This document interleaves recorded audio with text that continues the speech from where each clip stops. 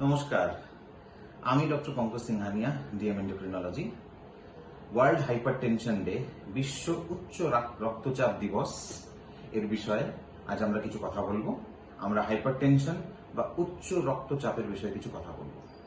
আমরা জানি হাইপারটেনশন সাধারণত অনেকের থাকে, আমাদের বাড়িতে অনেকের আছে, মা বাবার আছে, বয়স্ক লোকজনের আছে।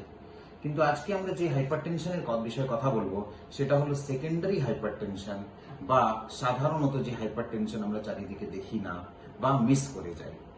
হাইপারটেনশন দু ধরনের হতে পারে, প্রাইমারি বা essential hypertension and secondary hypertension.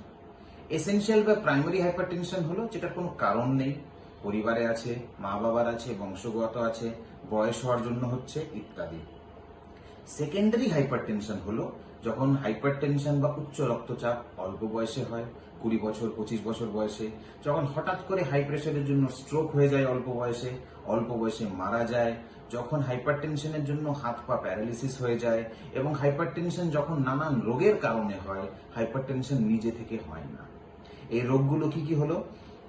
যখন নানান হরমোন সংক্রান্ত অসুবিধাতে হাইপারটেনশন হয়, যেমন থাইরয়েড হরমোন কমে গেলেও হাইপারটেনশন হয়, থাইরয়েড হরমোন বেড়ে গেলেও হাইপারটেনশন হয়। ব্রেনের মধ্যে কিছু টিউমার যদি হরমোন ক্ষরণ করে তখন হাইপারটেনশন হতে পারে। শরীরে যদি স্টেরয়েড সংক্রান্ত হরমোনের মাত্রা বেড়ে যায়, যেমন কুশিং সিনড্রোম, তখন কিন্তু হাইপারটেনশন হতে পারে। পেটের মধ্যে কিডনির ওপরে ছোট ছোট দুটো গ্ল্যান্ড থাকে, যেগুলোকে অ্যাড্রিনাল গ্ল্যান্ড বলা হয়।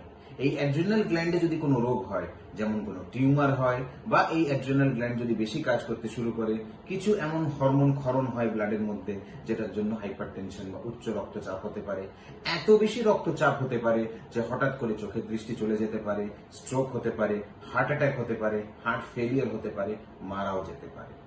এরকম আরেকটা অতি সাধারণ কারণ হাইপারটেনশনের, যেটা আমরা আজকাল অল্প বয়সে দেখছি, সেটা হলো মোটা বা শরীর ভারী হওয়ার জন্য হাইপারটেনশন। ওবেসিটি বা মোটা এখন কিন্তু অল্প বয়সের মধ্যে প্রচুর পরিমাণে দেখা যাচ্ছে। 10 বছর, 12 বছর, 20, 25 বছরের বাচ্চা ছেলে মেয়েদের প্রচুর আমরা দেখছি তাদের শরীরের ওজন বেশি আছে, তাদের বিএমআই বেশি আছে। এদের মধ্যে কিন্তু হাইপারটেনশনের মাত্রা অনেক বেশি দেখা যাচ্ছে, ইনসুলিন রেজিস্ট্যান্স দেখা যাচ্ছে, ডায়াবেটিস দেখা যাচ্ছে। এবং এই অল্প বয়সে যদি হাইপারটেনশন হয়, তাহলে বুঝতেই পারছেন দীর্ঘদিন এই হাইপারটেনশন নিয়ে বেঁচে থাকতে হবে, সমস্যা হতে বাধ্য। এই হাইপারটেনশন যেটা আমরা কথা বললাম, এগুলোর কমপ্লিকেশন কিন্তু যে কোনো হাইপারটেনশনের মতন। যদি মাথা থেকে শুরু করি, মাথায় স্ট্রোক হয়ে যাওয়া, চোখের মধ্যে ব্লিডিং হয়ে চোখের দৃষ্টি চলে যাওয়া, হার্ট অ্যাটাক বা হার্ট ফেলিয়ার হয়ে যাওয়া, কিংবা কিডনি ফেল করে যাওয়া। তাই হাইপারটেনশনের চিকিৎসা করাটা অত্যন্ত জরুরি।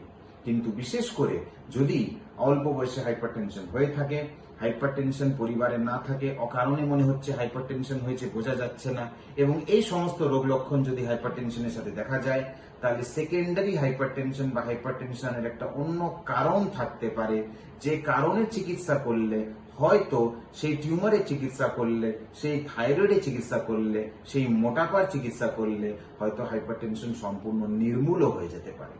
তাই এই ধরনের সেকেন্ডারি হাইপারটেনশন যদি আপনার মনে করেন আপনার আছে, বা আপনার বাড়ি প্রতিবেশী বা চেনা কারোর আছে, তাহলে একজন এন্ডোক্রিন ডাক্তার, একজন কার্ডিওলজির ডাক্তারকে দেখান, হাইপারটেনশনের কারণ খুঁজে বার করুন, এবং হয়তো হাইপারটেনশনটা সম্পূর্ণ নির্মূল হয়ে যেতে পারে। ধন্যবাদ।